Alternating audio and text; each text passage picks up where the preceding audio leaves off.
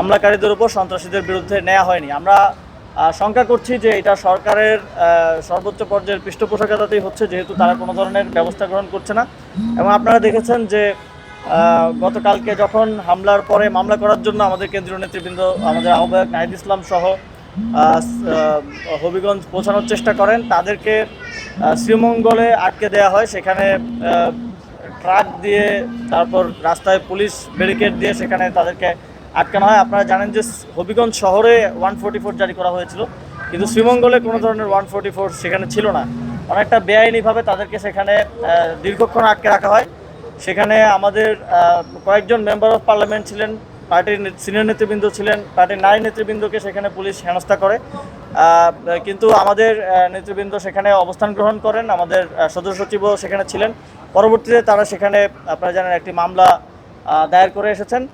আমাদের পক্ষ থেকে আমরা আশা করেছিলাম যে এই মামলা দায়ের করার আগেই সরকার ব্যবস্থা গ্রহণ করবে, যেহেতু এটা দিনের আলোর মতো পরিষ্কার ভিডিও ফুটেজে দেখা যাচ্ছে কারা কারা হামলা করছে। কিন্তু সরকার কোনো ব্যবস্থা গ্রহণ করেনি এবং মামলা দায়ের করার পরেও এখন পর্যন্ত প্রায় 2 দিন হয়ে যাচ্ছে কাউকে গ্রেফতার করা হয়নি, কারোর বিরুদ্ধে শাস্তিমূলক ব্যবস্থা গ্রহণ করা হয়নি। আরেকটা বিষয় আমরা দেখেছি, আওয়ামী লীগের সময় যখন ফ্যাসিবাদের দোসররা ছাত্রলীগের সন্ত্রাসীরা হামলা করত, তারা হয়তো সেটা লুকিয়ে রাখার চেষ্টা করত। কিন্তু আমরা এখন দেখি যে বিএনপির সন্ত্রাসীরা তারা লাইভ করে নিজেই নিজেরটা, আপনারা যে হামলার ভিডিওগুলো দেখেছেন অধিকাংশ ভিডিও তাদের নিজেদের করা, সেখানে কোনো মিডিয়া কিংবা আমাদের নেতাকর্মীদের ধারণ করা না, তারা নিজেরাই ধারণ করছে। তার মানে তারা তাদের সিনিয়র নেতৃবৃন্দের কাছে প্রমাণ করতে চাইছে যে তারা দলের জন্য এটা করতেছে। এবং তারা এই ধরনের দৃশ্যতা দেখানোর পরেও তাদের বিরুদ্ধে কোনো ধরনের সাংগঠনিক ব্যবস্থা এবং কোনো ধরনের রাষ্ট্রের পক্ষ থেকে আইনি ব্যবস্থা গ্রহণ করা হয়নি। আমরা শঙ্কা করছি এটা দেশের গণতন্ত্রের জন্য হুমকি স্বরূপ, এবং দেশের বাক স্বাধীনতা, জনগণের বাক স্বাধীনতা, রাজনৈতিক দলের সভা সমাবেশ করার স্বাধীনতাকে সরকার এই হামলার মাধ্যমে চিরতরে বন্ধ করার এক ধরনের চেষ্টা করে যাচ্ছে। কিন্তু আমাদের পক্ষ থেকে আমরা আশা করব সরকার দ্রুত এই ধরনের হামলাগুলোর বিরুদ্ধে ব্যবস্থা গ্রহণ করবে।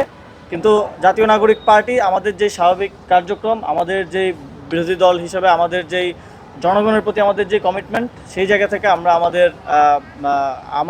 আমাদের কণ্ঠ কখনো বন্ধ করব না। আমরা আমাদের প্রতিবাদ জারি রাখবো। আমরা আমাদের গণভোটের রায় বাস্তবায়ন সহ যে রাজনৈতিক কর্মসূচি নিয়ে কাজ করে যাচ্ছি সেটা অব্যাহত থাকবে। আমাদের যে জুলাই পদযাত্রা চলছে সেটাও যথারীতি অব্যাহত থাকবে।